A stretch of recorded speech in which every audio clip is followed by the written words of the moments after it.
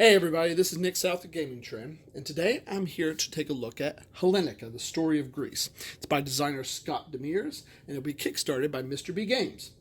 Hellenica is a Civ game that's focusing on ancient Greece and has a lot of moving parts to it, from worker placement to area control and even some tech research.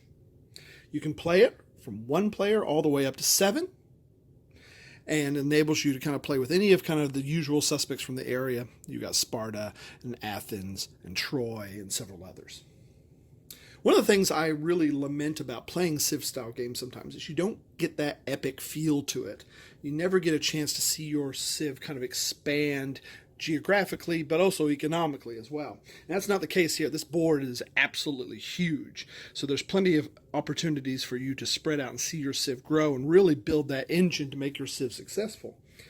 But you would think that this game would take a long time as well, and it actually doesn't. This is only a 2-hour game, because as much space as you see here and as big as the board is, it doesn't take long for space to become a premium. So it's kind of nice that this game has kind of a fairly reasonable one-sitting time to it. Now what I have here is I have a 3-player game set up between the Spartans, the Athenians, and Corinth. We'll take a look at that in a second, but let me give you kind of a premise of what the game is about. The lifeblood of the game really comes down to your player board, and every Civ is going to get one of these boards.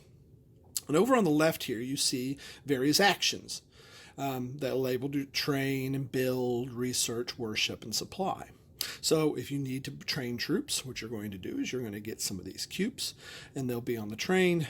You remove them from the train and you stick it on the corresponding building that you need to train troops from. So if I want to train soldiers, for example, I'll put it on the barracks and I get to train soldiers in that area. Or I need to train triremes, I'll put it on the docks. And that's how that works. So it's got that worker placement element to it. Building allows you to construct new buildings. You'll put a new building on there, and you'll place one of your cubes on there, and for these you get plain ones. You put those on there, and then the building is available for you to use the next turn. Research enables you to go through any of these advancements that can help your civilization out in construction, government, trades, naval, and military. Some of these are extremely important because what they'll do is, like philosophy, will enable you to open up a second block for worshiping, or merchants will enable you to open up a second block for research. So for you to want to be able to do more actions each turn, you're going to want to research some of these things fairly early, otherwise you will fall behind. And that's kind of the neat thing about the game is, what do I want to concentrate on? Do I want to build up a big military and have ability to train lots of troops fast, or do I want to be able to research quickly and kind of go through this? And a lot of that will kind of depend on what your objectives are for that game. Now, worshiping is really interesting in this game as well, because you don't gather resources in this game like you would most other Civ games. Your resources are actually these cubes that go here. But there are types of, currency that you'll be able to collect in this game. Some is basic gold, but the stuff that's really important are favor cubes, or favor tokens. And they are these here. And favor is your ability to kind of appease the gods. And you'll start off with a temple. And worshiping at these temples will enable you to earn favor. And this favor can be used lots of different ways. You start the game with kind of a favorite deity. We have Poseidon here. You can have Athena, or what appears to be Keanu Reeves, maybe. Any one of these will be your favorite deity and can help you out in times of crisis. You can also use favor to bid on world events. Every time you move troops in this game, the gods get a little bit angry that you're not spending all your time devoted to them as opposed to devoted to fighting each other. So every time supply is used to move, you're going to flip over a world event card. Now these event cards have numbers on them, and what this does is it triggers a chaos meter. When that chaos meter goes down based off the number on this card, and when it hits 0, these become activated. And then players can use the favor that they've earned to bid on these. And these are, a lot of the times, they're really useful cards that can really kind of help you out, give you extra, this one, nothing happens on this one, but then give you extra troops. They enable you to make sure that you're going to go first on the next turn and those types of things. So favor is a very, very important commodity in this game. All while you're building your Civ, you're probably thinking about, well, what do I need to do to win? Do I just conquer the board? And that's kind of the other neat thing about this game. It's not necessarily has to be a war game. In fact, most of the conflict cards are universal, but you're going to get a set of objectives that are going to be personalized just for you. And these are more focused on building a civilization that's going to flourish. At the beginning of the game, 3 cards are dealt that are kind of universal objectives, and those are over there on the right.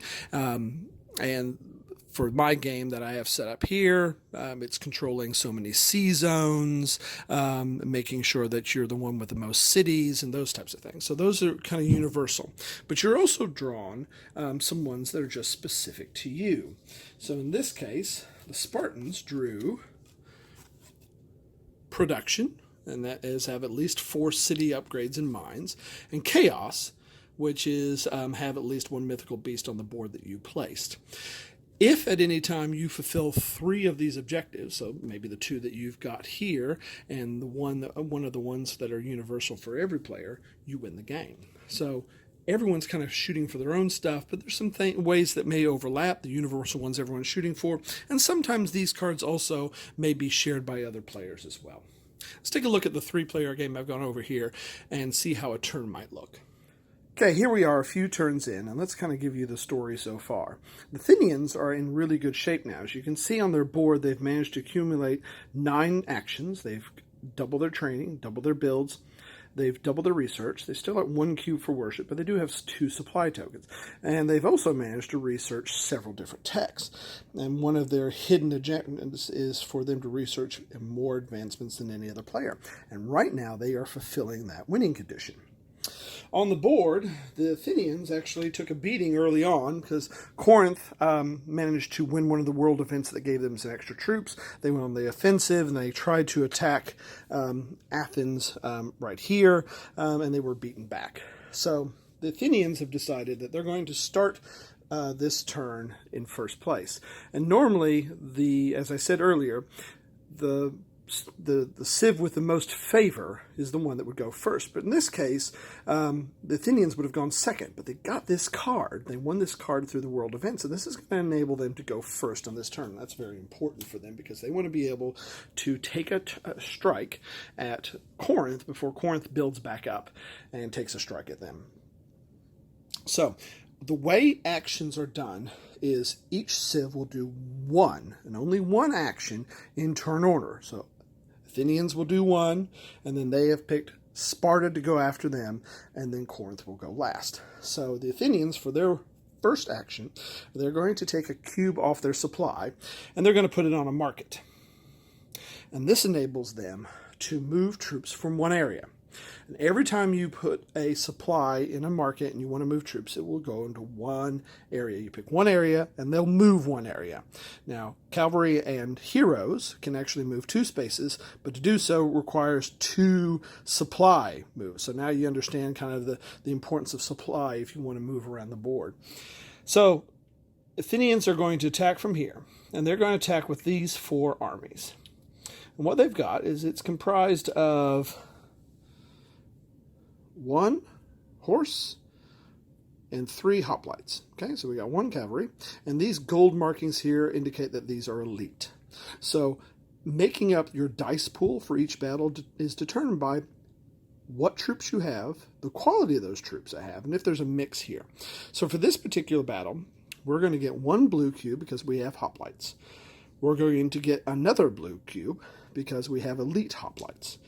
We're going to get a green because we have cavalry, and we're going to get another one because they're elite, and because we have a mixed army of foot and horse troops, we get a 3rd blue. So we're going to have 5 dice that we're going to roll for them.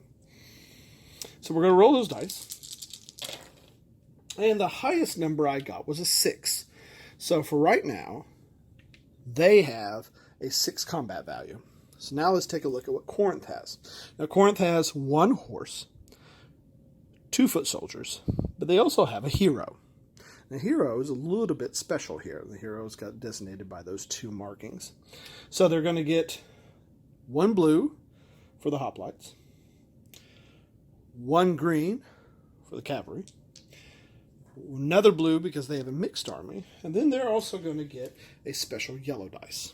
Okay, and the yellow dice, heroes cannot fight on their own, but they can be granted some bonuses. And I have mentioned this earlier, but I am looking at a prototype here, so obviously the buildings and the dice and those such things are going to be obviously of better quality once the game actually comes out.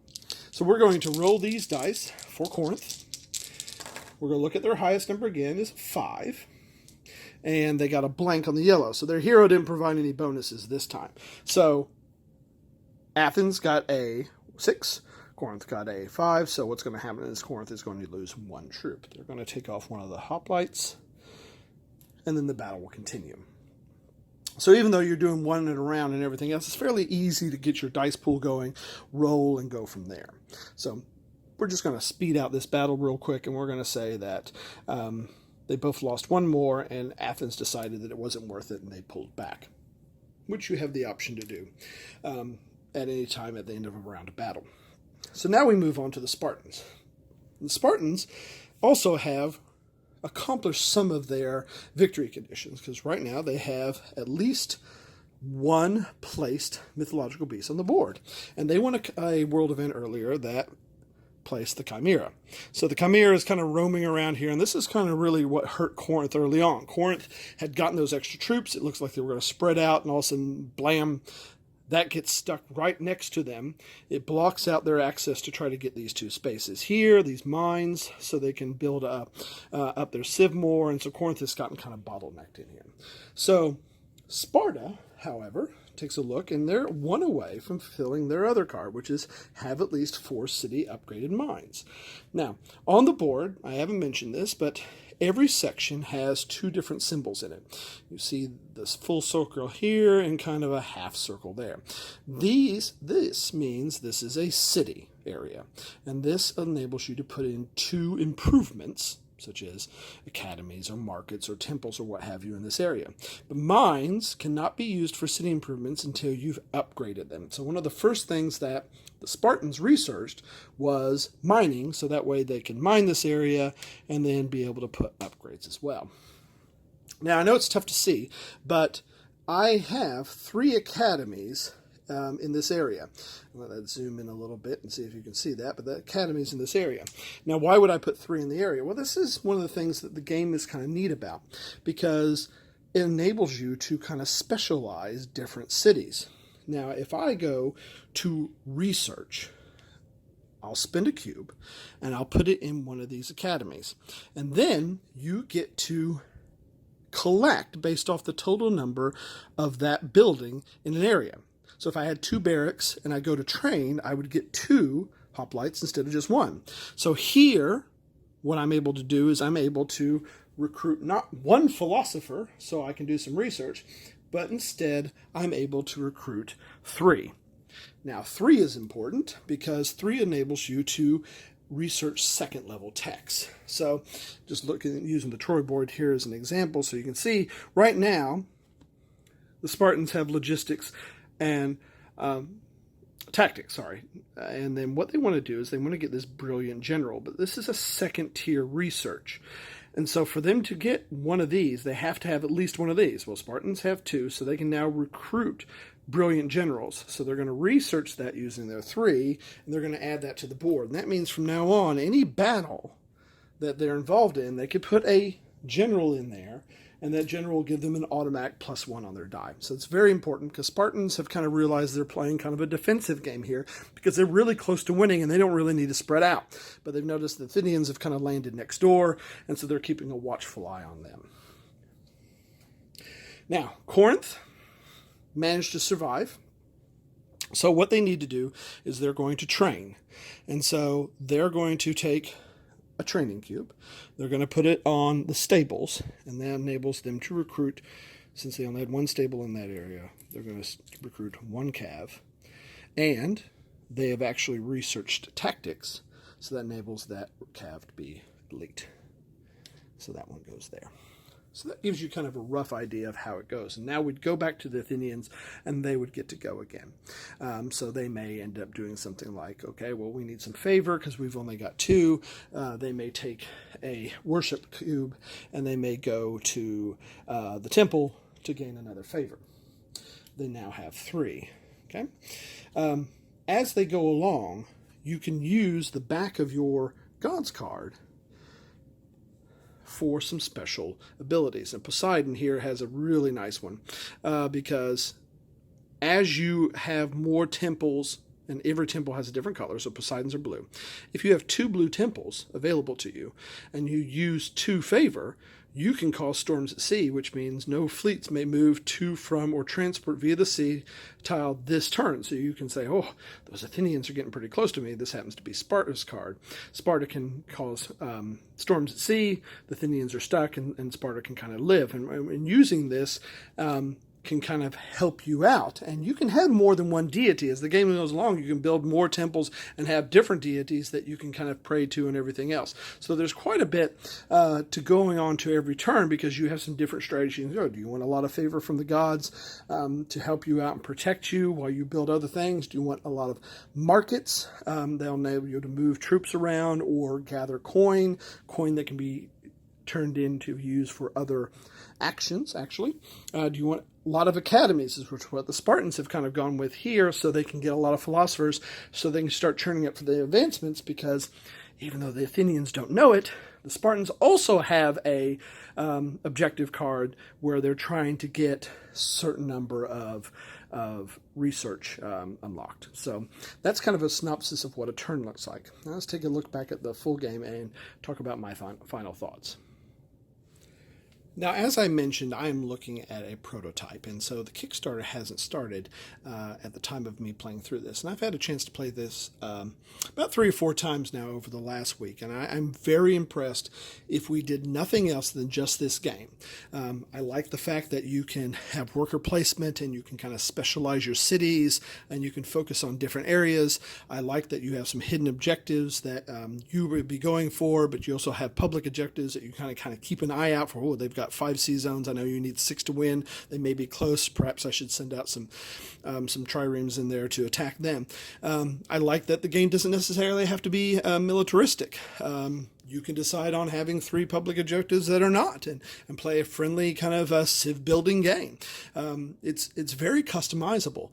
And so even if that was it, and I'm thinking, okay, Kickstarter's going to they're going to change these chits out with 3D buildings, and maybe you'll have some 3D models of troops on here. Would be a gorgeous game, would be a fun game, and I would buy it. But there's more to it than that. As I mentioned, you can play this 1 to 7 players. A Civ game with 1 player may sound odd, but this also comes with a deck of cards that act as an AI. And this just isn't for a solo player. Let's say I decided to really knock out this 3-player game. I could have 4 AI, and these cards will determine how that AI acts. And it tells you how their favor goes, and their advancements, and how many troops they're going to have. And this deck will expand the AI for you. So it'll have a feel. You can always play the 7 games you want, or you can scale it down and have a very quick 3-player battle. I love that aspect of it. The other thing that you can also do is you can build the board on your own. I was also given another set of maps. And here you have a blank map here, and you have all these tiles that you can throw in as well. And then that way you're looking at the map and you're building the map as you go. And that way you can kind of truly make this a 4X game and add exploration to it. And it's not always, the Byzantines are up in the right-hand corner. They're kind of stuck up there. Well, okay, maybe they're going to find different things around them now. Or, maybe Athens doesn't become the sea power because they've suddenly got lots of land around them, or that type of thing. So there's so much customization to this game. It's almost astonishing. So I'm very, very excited about where this game's going. I'm very impressed with what I've seen so far here. It works well. The rules are fairly simple. It doesn't take long for you to understand what to do every turn. You're doing one action. There's not a lot of downtime because instead of waiting for one team to do all 8 of their actions, you're only doing 1 at a time. So there's some read and react there, but you still have some planning. So the game has a very smooth feel to it. And the 2 hours is about right. The games I played, I kind of scaled around with the AI and did some 7-player games. I did a 3-player game. I did some 5-player games. And they all seem to end around around that kind of 2-hour mark, give and take. Obviously, your mileage may vary depending on the players that you're playing with or the type of game that you're playing. But I thought it was a very, very good one-sitting game. So this is Hellenica, the story of Greece, going to be on Kickstarter, and I highly recommend it. Thanks for watching.